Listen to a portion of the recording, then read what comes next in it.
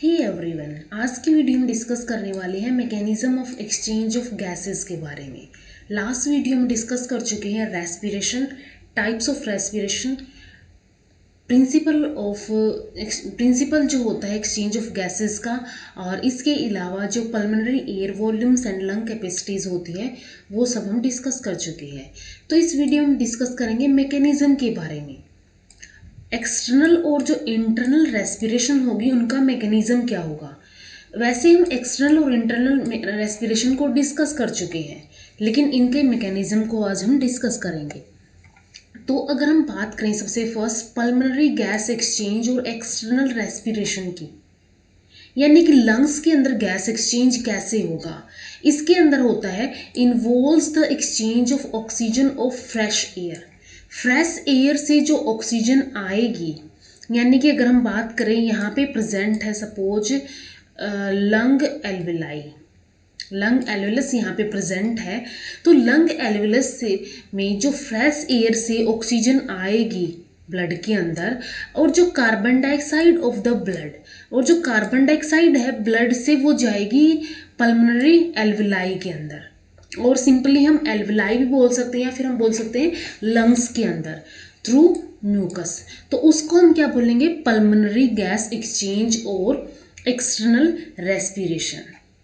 इसके बाद नेक्स्ट अगर हम बात करें, जो हम एयर इंस्पायर करेंगे, जो भी हम एयर लेंगे, तो उस एयर में ऐसा नहीं सिर्फ ऑक्सीजन होगी, उसके अंदर क्या होगा, एयर क्या होती है, एक मिक्सचर ऑफ गैसेस होती है, जिसके अंदर नाइट्रोजन प्रेजेंट होगा 78.6%, जिसका पार्शियल प्रेशर होगा 597 mm ऑफ मरकरी। ऑक्सीजन जो होगी यहाँ पे उसकी परसेंटेज होगी 20.84% और पार्शियल प्रेशर होगा 159 mm of mercury. Carbon dioxide सिर्फ यहाँ पे होगी 0.04% और इसका जो पार्शियल प्रेशर है वो होगा 0.3 mm ऑफ मरकरी। तो ये कंपोजिशन है इंस्पायर्ड एयर की जो हमने अभी ली है। अब नेक्स्ट क्या होगा यहाँ पे, जो हम सिंपली जो हम ब्रीदिंग करते हैं, नॉर्मल जो हम ब्रीथ करते हैं उसको हम क्या बोलते हैं, टाइडल वॉल्यूम बोलते हैं। ये हम डिस्कस कर चुके हैं pulmonary air volumes and lung capacities वाली वीडियो के अंदर। तो ये जो टाइडल वॉल्यूम है ये होते हैं वॉल्यूम ऑफ एयर इंस्पायर्ड और expired with each normal breath. Normal breath के अंदर जो हम एयर इंस्पायर करते हैं, लेते हैं और जो छोड़ते हैं, वही टाइडल वॉल्यूम होती है। तो टाइडल वॉल्यूम होती है 500 ml, और इस 500 ml में से भी 350 ml होती है एल्विलर वॉल्यूम एंड 150 ml होती है एनाटोमिकली डेड स्पेस वॉल्यूम और डेड स्पेस वॉल्यूम। जो हमने 500 टाइडल वॉल्यूम इंस्पायर की है उसमें से 350 एल्विलर वॉल्यूम होती है एंड 150 एनाटोमिकली डेड स्पेस और डेड स्पेस वॉल्यूम होती है। यानी कि ये जो वॉल्यूम है वो हमेशा क्या रहेगी, हमेशा ही लंग्स के अंदर रहेगी या रेस्पिरेटरी ट्रैक्ट के अंदर रहेगी, या फिर हम बोल सकते हैं सिंपली एल्वेलाई के अंदर रहेगी। अब जो इंस्पायर्ड एयर है, जो हम एयर जितनी भी इंस्पायर कर रहे हैं, इंस्पायर्ड एयर उतनी ही फाउल एयर इनटेक करती है, उतनी ही फाउल एयर लेगी जितनी पहले से डेड स्पेस वॉल्यूम के अंदर प्रेजेंट होती है। तो inspired air takes equal amount of foul air already present in dead space. जितनी डेड स्पेस के अंदर ऑलरेडी प्रेजेंट होगी उतनी इंस्पायर्ड एयर क्या करेगी, फाउल वॉल्यूम लेगी।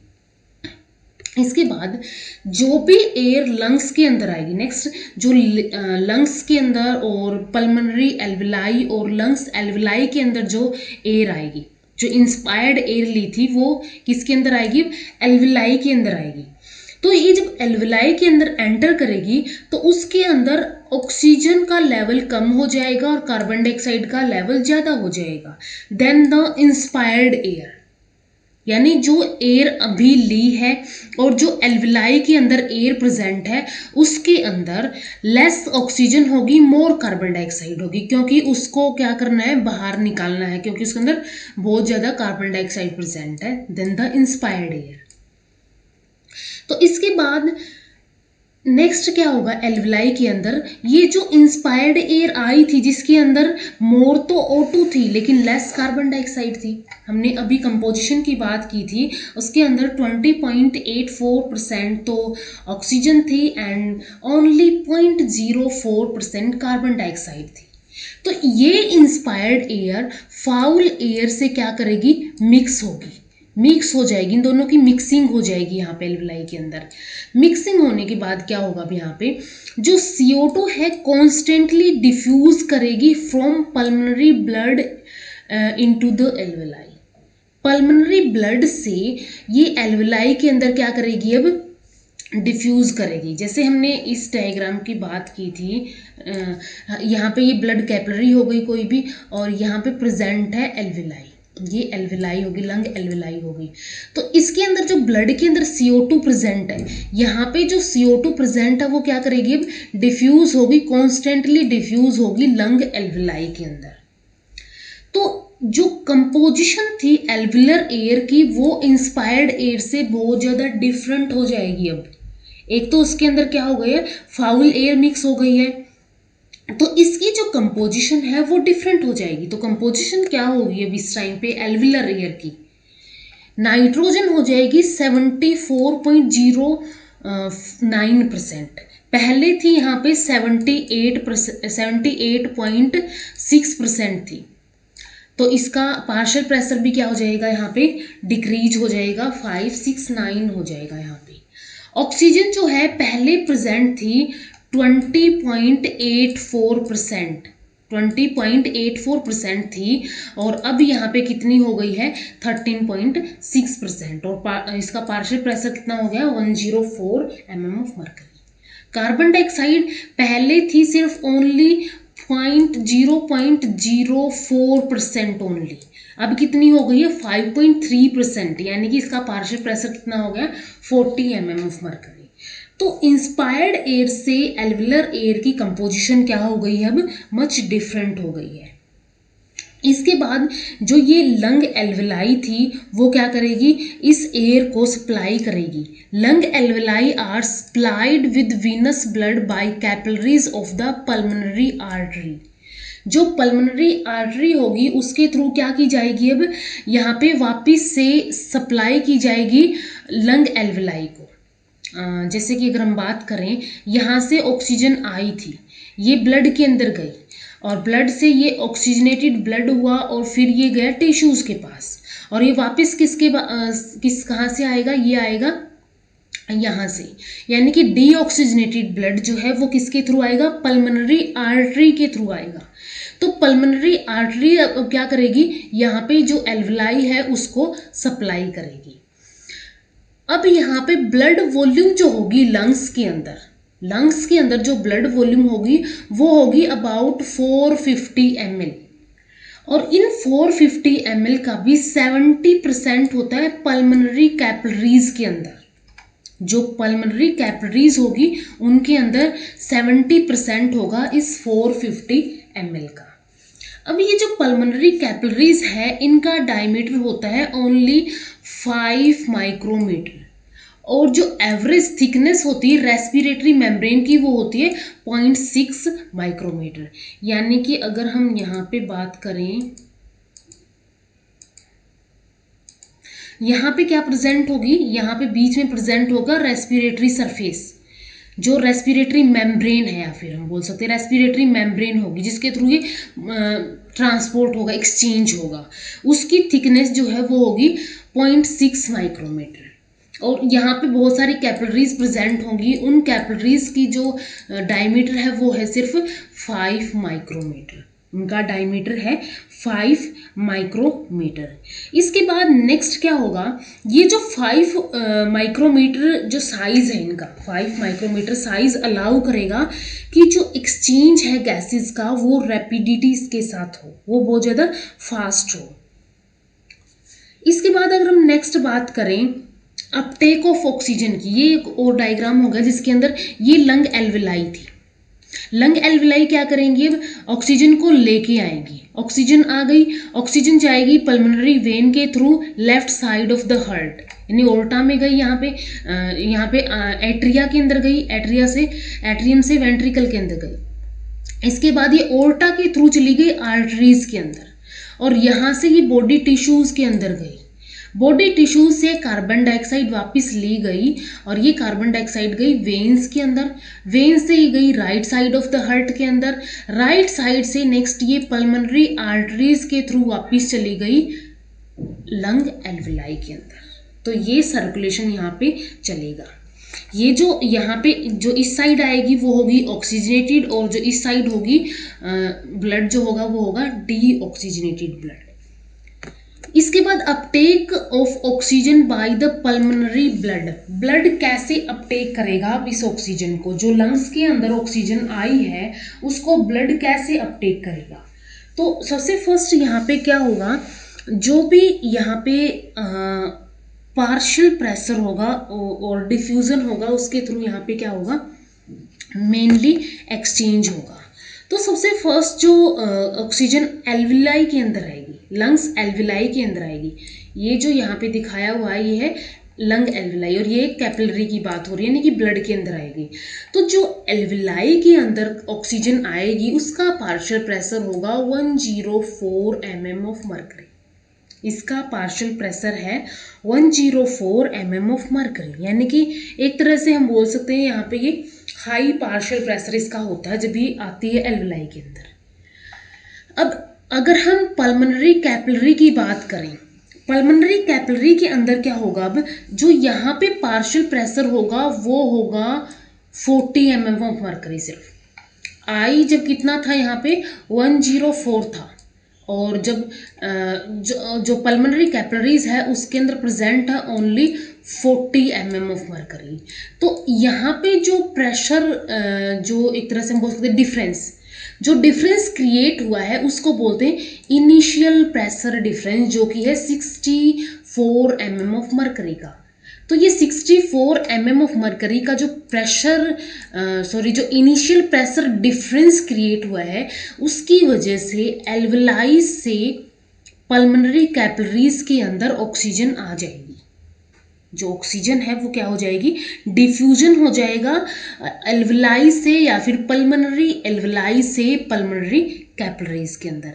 तो अब जो ऑक्सीजन है वो कहाँ पे आ गई है, ब्लड के अंदर, और इसको ही बोलते हैं लोडिंग ऑफ ऑक्सीजन, यानी ऑक्सीजन यहाँ पे लोड हो गई है। ऑक्सीजन लोड होने के बाद अब यहाँ पे क्या होगा, जो पार्शियल प्रेशर है ऑक्सीजन का, जैसे जैसे ब्लड पास होगा कैपिलरीज के थ्रू पार्शियल प्रेशर जो है इंक्रीज होता रहेगा, और ये पार्शियल प्रेशर कितना पहुंच जाएगा 95 mm ऑफ मर्करी।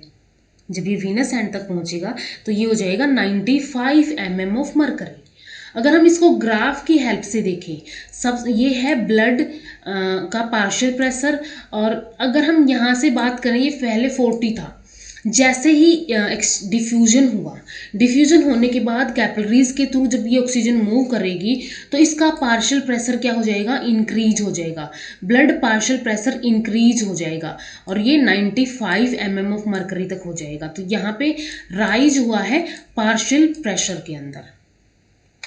अब अगर हम यहाँ पे जो ऑक्सीजन अपटेक करने के बाद जो ये ऑक्सीजन गई है एट्रियल ब्लड के अंदर, सबसे पहले ये एट्रियल ब्लड के अंदर जब ये ऑक्सीजन गई है तो वहाँ की अगर हम कंपोजिशन देखें, वहाँ की कंपोजिशन होगी O2 टेंशन। O2 टेंशन क्या होती है, प्रेशर ऑफ द गैस, यानी कि हम यहाँ पे बात कर रहे हैं पार्शियल प्रेशर की, तो O2 क्या हो गया PO2, यानी कि पार्शियल प्रेशर ऑफ ऑक्सीजन कितना है 95 mm ऑफ मर्करी।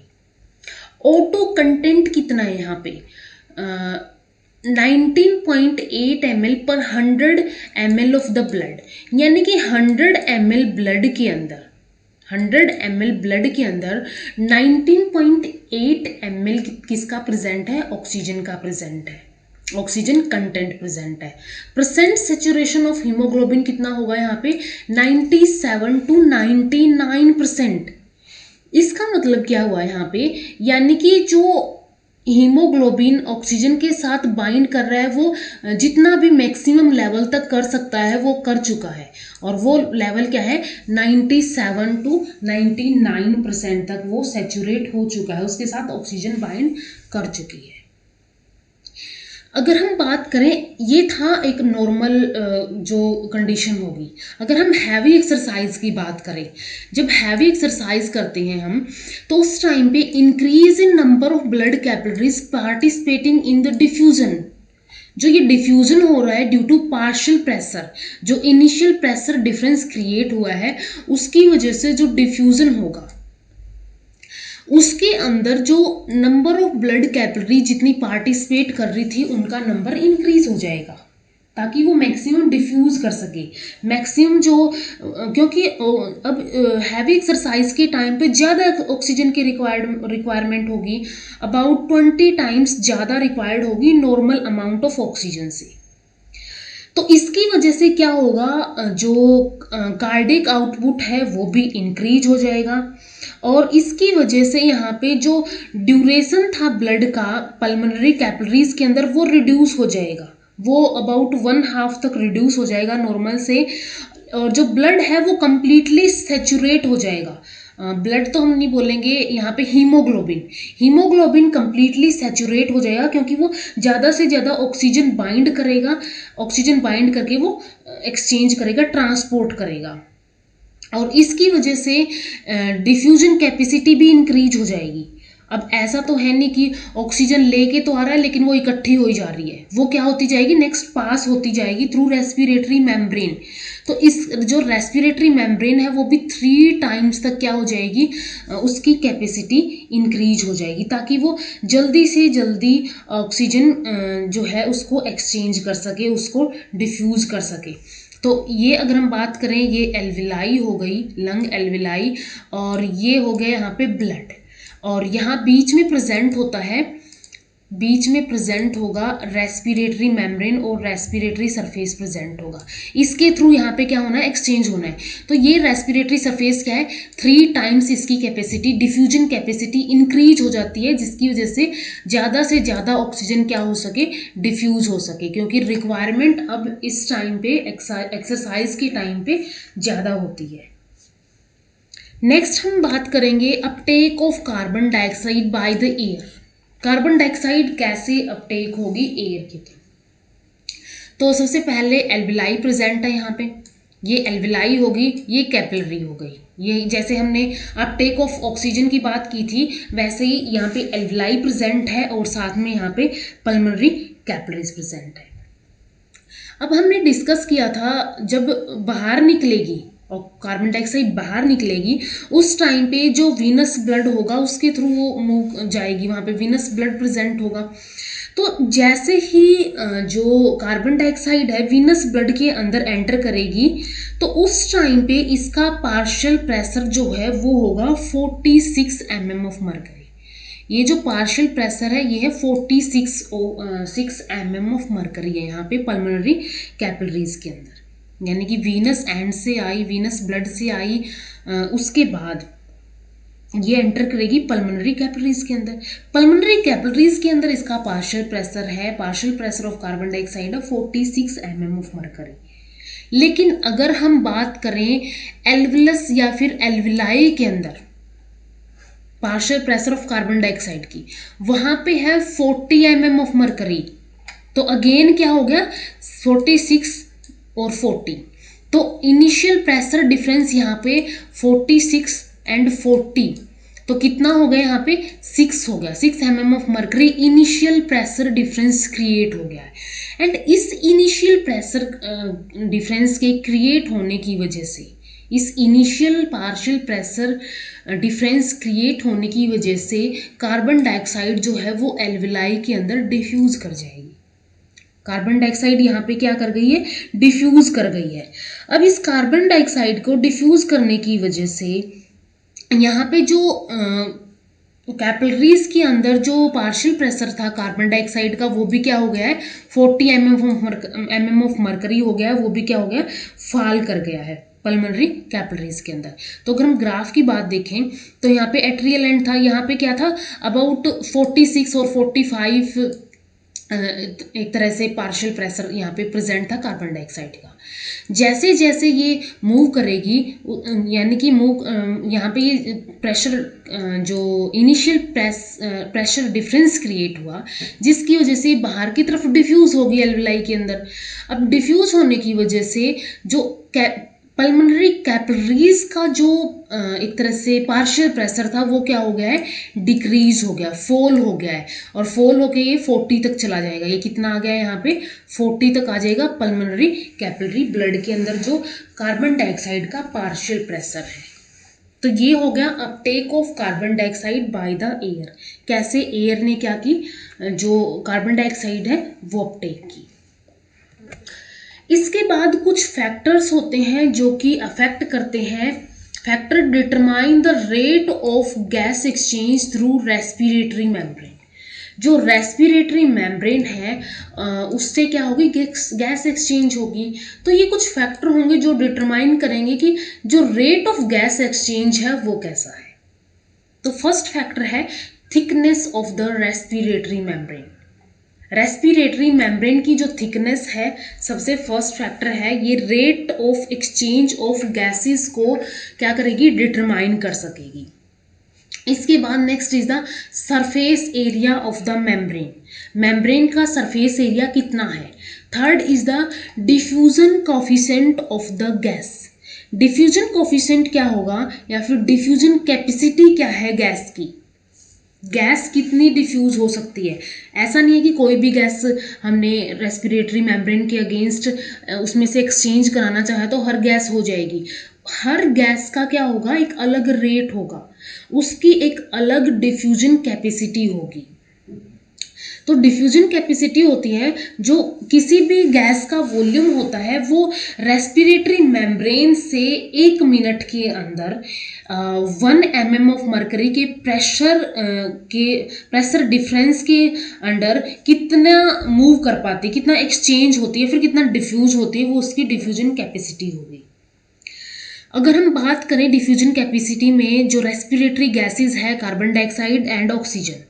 जो कार्बन डाइऑक्साइड है उसके अंदर क्या होती है, उसके वो डिफ्यूज होती है 20 टाइम्स ज़्यादा देन ऑक्सीजन से।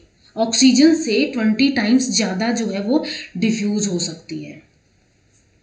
इसके बाद अगर हम नेक्स्ट बात करें pressure difference across the membrane, यानी जो मेम्ब्रेन है उसके अक्रॉस प्रेशर डिफरेंस कितना है। जो हमने बात की थी PO2 एंड PCO2 की, वो कितना है, एक्सचेंज के बाद वहाँ पे कितना हो जाता है, तो उसके ऊपर भी क्या होता है यहाँ पे rate of gas exchange depend करता है। जैसे कि एक्सचेंज अगर हम बात करें एक्सचेंज की ऑक्सीजन की alveolar air and carbon dioxide of pulmonary capillaries की, दोनों क्या होते हैं, साइमल्टेनियस होते हैं। दोनों के दोनों क्या होते हैं, एक साथ चलते हैं। ऑक्सीजन क्या हुई, एल्विलाई के अंदर आई और कार्बन डाइऑक्साइड पल्मोनरी कैपिलरीज से चली गई। तो ये क्या होता है, साइमल्टेनियस होता है, दोनों के दोनों क्या होते हैं, साइड बाय साइड चलते रहते हैं।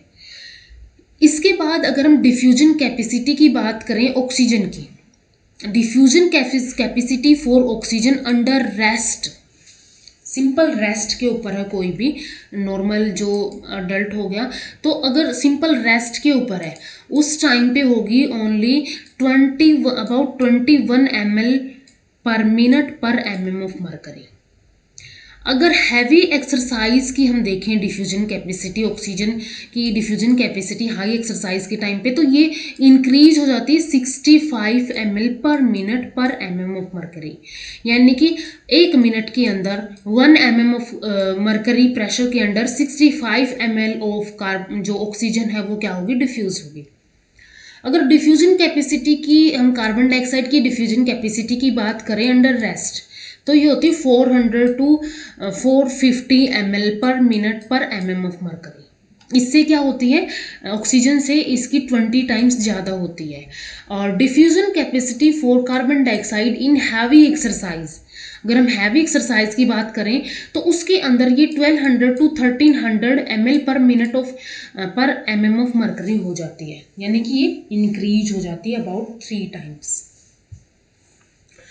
इसके बाद नेक्स्ट हम बात करेंगे इंटरनल रेस्पिरेशन की, कि इंटरनल रेस्पिरेशन कैसे होगी। ये तो हमने बात कर ली एक्सटर्नल की। इंटरनल रेस्पिरेशन की अगर हम बात करें, यानी कि अब रेस्पिरेशन ये जो एरिया है यहाँ पे होगी, ये जो एरिया है यहाँ पे इंटरनल रेस्पिरेशन, यानी कि अब जो है ब्लड से ये आएगी टिश्यूज़ के अंदर और टिश्यूज़ से जाएगी ये वापिस से ब्लड के अंदर, तो ये क्या होगी यहाँ पे इंटरनल रेस्पिरेशन। इसके अंदर अगर हम बात करें, सबसे फर्स्ट क्या होगी, ब्लड कैपिलरीज होगी। ब्लड कैपिलरी के अंदर हमने बात कर ली एक्सटर्नल रेस्पिरेशन के थ्रू का ऑक्सीजन आ गई है। अब ऑक्सीजन आ गई है, इसके बाद ये ऑक्सीजन इधर ये आ गई है, ये कार्बन डाइऑक्साइड जो है ये इधर जाएगी, तो ऑक्सीजन आ गई है। अब ये जब ऑक्सीजन यहाँ पे आई है, यहाँ पे क्या है, हाई PO2, यहाँ पे हाई PO2 है, हाई PO2 है इसकी वजह से, और यहाँ पे क्या है, लो PO2, लो पार्शियल प्रेशर है ऑक्सीजन का। अब इस लो पार्शियल प्रेशर की वजह से ही यहाँ पे प्रेशर डिफरेंस क्रिएट होगा, और उसी की वजह से ऑक्सीजन जो है टिश्यूज़ के अंदर डिफ्यूज़ होगी, अगेन ऑक्सीजन जो है टिश्यूज़ के अंदर आएगी। तो ये जो पार्शियल प्रेशर है, लो पार्शियल प्रेशर है, वो क्या करेगा, वो फेवर करता है dissociation of oxy haemoglobin to free oxygen for internal respiration. ये लो जो पार्शियल प्रेशर है वही क्या करेगा, फेवर करेगा कि जो ऑक्सी हीमोग्लोबिन है, ऑक्सी हीमोग्लोबिन का मीनिंग क्या है, ऑक्सीजन हो गई और ये हीमोग्लोबिन के साथ बाइंड करेगी, क्योंकि हीमोग्लोबिन क्या करता है, ऑक्सीजन को ट्रांसपोर्ट करने का काम करेगा। तो ये क्या हो गया, ऑक्सी हीमोग्लोबिन हो गया। तो अब ये ऑक्सी हीमोग्लोबिन का डिसोसिएशन होगा, तभी तो ये क्या होगा, तभी तो ये ऑक्सीजन और अगेन हीमोग्लोबिन के अंदर ब्रेक होगा, और ये ऑक्सीजन जो है इंटरनल रेस्पिरेशन के अंदर यूज हो जाएगी। तो ये लो PO2 फेवर करता है, और ये ऑक्सीजन यहाँ पे आने के बाद इसको बोलते हैं अनलोडिंग ऑफ ऑक्सीजन। ऑक्सीजन का अनलोड हो गया है, ये ऑक्सी हीमोग्लोबिन से फ्री हो गई है, तो हम क्या बोलेंगे, अनलोडिंग ऑफ ऑक्सीजन। ऑक्सीजन पहले लोड हुई थी ब्लड के अंदर, अब इसकी अनलोडिंग हो गई है टिश्यूज के अंदर, क्योंकि टिश्यूज को इसकी रिक्वायरमेंट है। इसके साथ ही टिश्यूज क्या करेंगे, कार्बन डाइऑक्साइड को रिलीज करेंगे। रेस्पिरेशन की जो प्रोसेस होगी, ऑक्सीडेशन होगा ग्लूकोज का, जिसके ये ऑक्सीजन यूज होगी, और उसके थ्रू क्या होगा, कार्बन डाइऑक्साइड, वाटर और एनर्जी रिलीज होगी। तो ये कार्बन डाइऑक्साइड हमारी बॉडी के लिए टॉक्सिक होती है, तो टॉक्सिक होती है तो इसको बाहर निकालना जरूरी है। तो ये वापस से किसके अंदर जाएगी, ब्लड के अंदर जाएगी।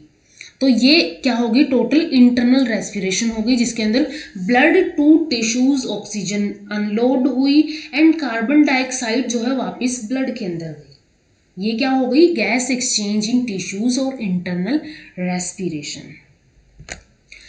नेक्स्ट अगर हम बात करें active tissues and less active tissues की, जो लेस एक्टिव टिश्यू होते हैं उनके अंदर जो पार्शियल प्रेशर होता है ऑक्सीजन का वो हाई होता है, और जो पार्शियल प्रेशर होता है कार्बन डाइऑक्साइड का वो लो होता है लेस एक्टिव टिश्यू के अंदर।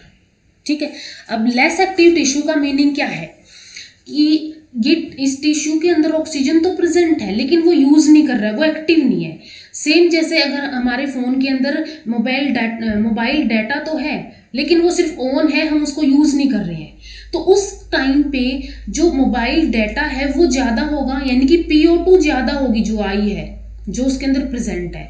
लेकिन जो कंजप्शन है, डाटा का जो कंजप्शन है वो लो है, क्योंकि वो यूज ही नहीं हो रहा है। तो सेम यहाँ पे अगर PO2 यूज ही नहीं होगी तो वो हाई रहेगी, एंड जो PCO2 है, partial pressure of carbon dioxide है, वो लो रहेगा, क्योंकि ऑक्सीजन जब ऑक्सीडेशन करेगी ग्लूकोज का तभी तो उससे कार्बन डाइऑक्साइड रिलीज होगी। अगर हम बात करें मोर एक्टिव टिश्यूज की, मोर एक्टिव टिश्यूज के अंदर क्या होगा, लो PO2 होगा, यहाँ पे PO2 लो होगा, यानी कि जो हमारा मोबाइल डाटा है वो हमने क्या कर लिया है, यूज कर लिया, वो लो हो गया है, जिसकी वजह से उसकी कंजप्शन क्या है, हाई है। तो डाटा यहाँ पे लो हो गया है, कंजप्शन यहाँ पे क्या हो गई है, हाई हो गई है।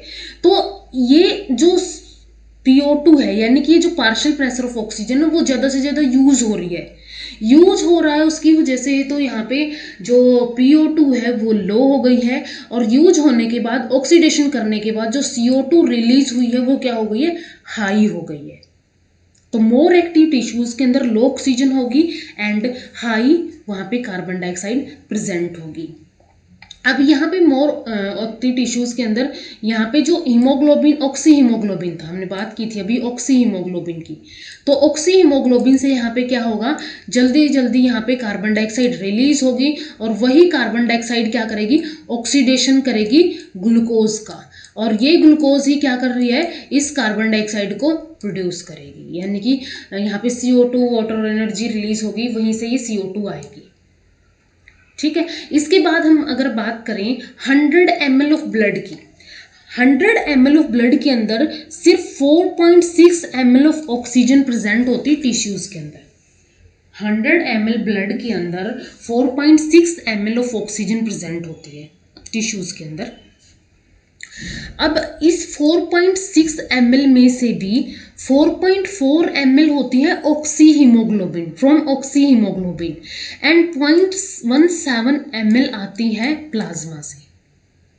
4.4 है ऑक्सी हीमोग्लोबिन, यानी कि हीमोग्लोबिन के साथ ट्रांसपोर्ट होके बाउंड होके आएगी, एंड सिर्फ 0.17 ml जो है वो प्लाज्मा से आएगी इस 4.6 ml ऑफ ऑक्सीजन का। इसके बाद अगर हम बात करें इसको पार्शियल प्रेशर के टर्म्स के अंदर कि हम इसको कैसे, जो इंटरनल रेस्पिरेशन है उसको हम कैसे एक्सप्लेन करेंगे। पार्शियल प्रेशर के अंदर अगर हम देखें तो सबसे फर्स्ट हम बात करेंगे PCO2 की, यानी कि partial pressure of carbon dioxide. Partial pressure of carbon dioxide की अगर हम बात करें, ये है सबसे first 45 to 46 mm of mercury. ये है 45 to 46 mm, 68 mm of mercury. On average हम इसको बोलते हैं 52 mm ऑफ मरकरी, कि इतनी 52 mm ऑफ मरकरी जो है ये प्रेजेंट है यहाँ पे, और ये प्रेजेंट होते इंट्रा सेलुलरली, यानी कि टिश्यूज के अंदर। तो टिश्यूज के अंदर यहाँ पे PCO2 है 52 mm ऑफ मरकरी, ये हो गया 52 mm ऑफ मरकरी यहाँ पे टिश्यूज प्रेजेंट, टिश्यूज के अंदर PCO2 यानी कि partial pressure of carbon dioxide present है। अब अगर हम बात करें यहाँ पे PCO2 जो है ये 40 प्रेजेंट है यहाँ पे। तो ये जो 40 प्रेजेंट है, 40 mm ऑफ मरकरी प्रेजेंट है, ये प्रेजेंट है एट्रियल ब्लड के अंदर। जो ब्लड जो है ओर्टा से आया है एट्रियल ब्लड के अंदर। तो एट्रियल ब्लड के अंदर कितनी प्रेजेंट है, 40 mm ऑफ मरकरी।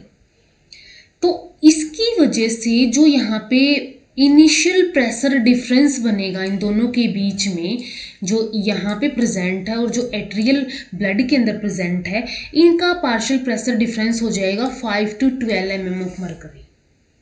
और इस पार्शियल प्रेशर की वजह से CO2 जो है, कार्बन डाइऑक्साइड जो है, वो मूव करेगी टिश्यूज टू ब्लड। टिश्यूज ये हो गए, टिश्यूज टू ब्लड ये मूव कर जाएगी। ठीक है। सबसे पहले हम बात कर रहे थे जो PCO2 है इंट्रासेलुलरली यानी टिश्यूज के अंदर, उसका पार्शियल प्रेशर होता है 52 mm ऑफ मरकरी, एवरेज होता है 52 mm ऑफ मरकरी। वैसे 45 to 68 ये वेरी कर सकता है।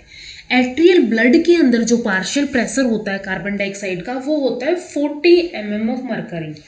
तो इसकी वजह से यहाँ पे एक इनिशियल प्रेशर डिफरेंस क्रिएट होगा 5 to 12 mm ऑफ मरकरी, और ये इनिशियल प्रेशर डिफरेंस की वजह से, इस डिफरेंस की वजह से यहाँ पे क्या होगा, अगेन कार्बन डाइऑक्साइड का डिफ्यूजन होगा from tissues to blood. Tissues से ब्लड के अंदर क्या हो जाएगा, यहाँ पे कार्बन डाइऑक्साइड का ट्रांसपोर्ट हो गया है। और एक्सटर्नल रेस्पिरेशन के अंदर हमने देखा था कि जो ब्लड है उससे वापस कार्बन डाइऑक्साइड कैसे बाहर जाएगी।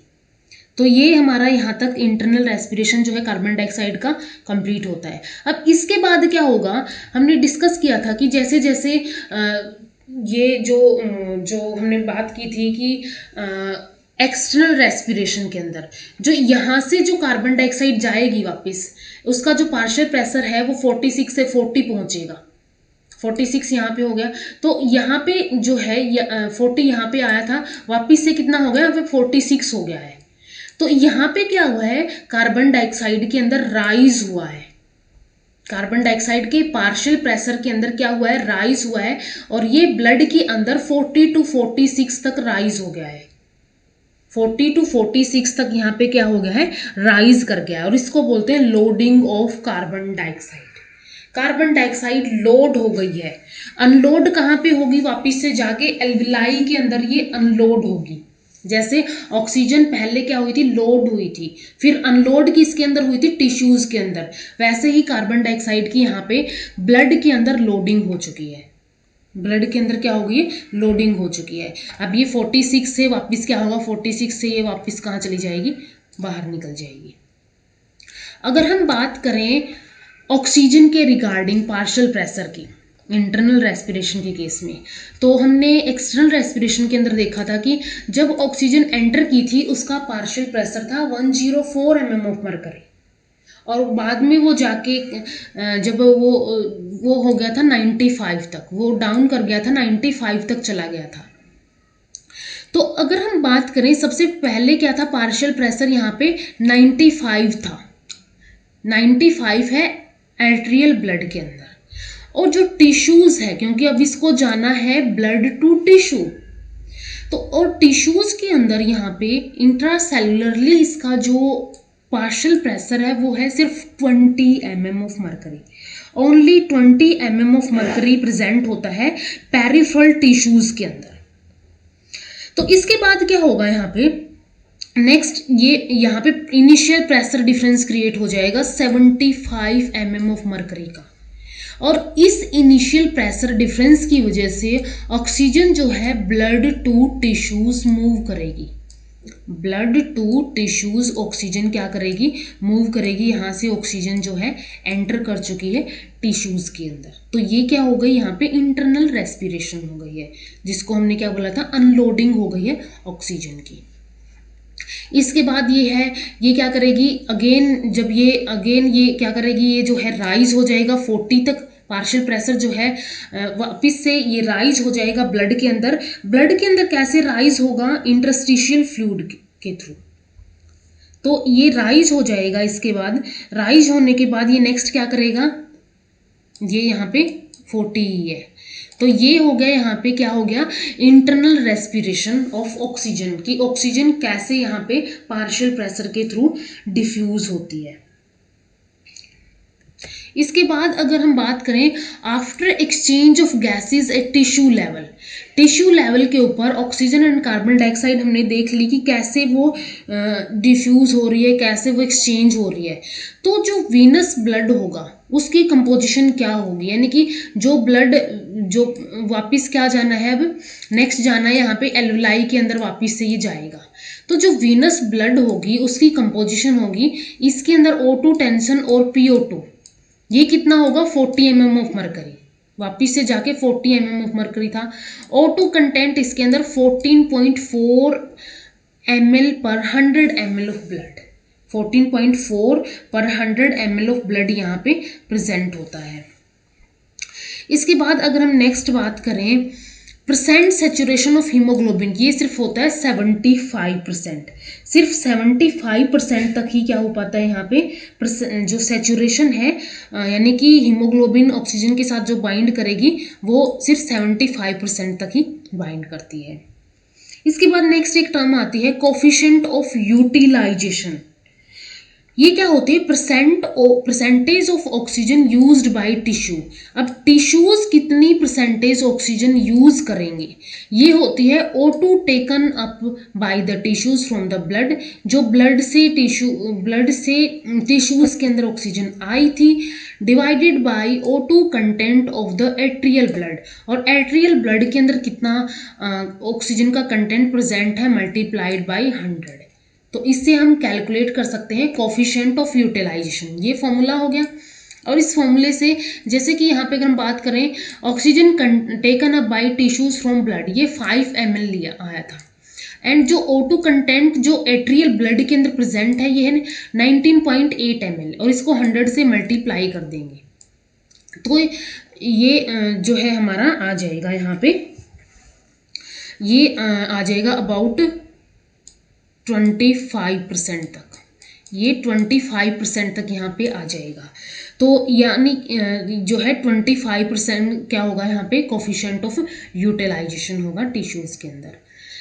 वॉलेंटली एक्टिव मसल्स के अंदर ये इंक्रीज कर जाता है 75 to 85% तक। जो भी वॉलेंटली एक्टिव मसल्स होंगी, जो कि काम कर रही होंगी, एक्टिव मसल्स होंगी, वो क्या करेंगी, उनके अंदर कोफिशिएंट ऑफ यूटिलाइजेशन इस 25 से 75 to 85 तक इंक्रीज हो जाएगा। एंड जब हाइपोक्सिस स्टेट होती है, हाइपोक्सिया क्या होता है, ऑक्सीजन की डेफिशिएंसी। तो जब हाइपोक्सिक स्टेट्स आती है, उस टाइम पे ये वेरी शार्पली राइज करती है। शार्पली कैसे राइज करेगी, जब हाइपोक्सिक कंडीशन आएगी तो वहां पे ऑक्सीजन की डेफिशिएंसी होगी, लेकिन जितनी भी ऑक्सीजन, वेटेवर ऑक्सीजन वहां पे प्रेजेंट है, वो सारी की सारी यूटिलाइज कर ली जाएगी।